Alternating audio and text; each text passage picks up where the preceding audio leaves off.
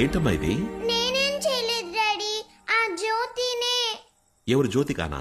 కాదు, ఇది వేరే జ్యోతి. అప్పుడప్పుడు తను ఇలాంటి పనులే చేస్తోంది. జ్యోతియా? నువ్వేం భయపడక, నేను చూసుకుంటా. సారీ అయ్య గారు, ఎలక్ట్రికల్ వర్క్ కోసం తిన్నర్ కొనుంచాం.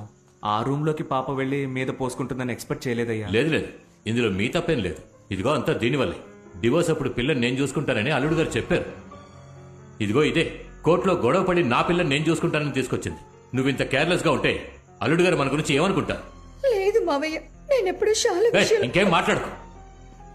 నువ్వు పిల్లని పెంచే లక్షణాన్ని మేమందరం కళ్ళారా చూస్తున్నాంగా. కొంచెం స్లిప్ అయి ఉంటే షాలు ప్రాణాలకే ప్రమాదం అయ్యేది. మాట్లాడుతోంది. సారీ అల్లుడు.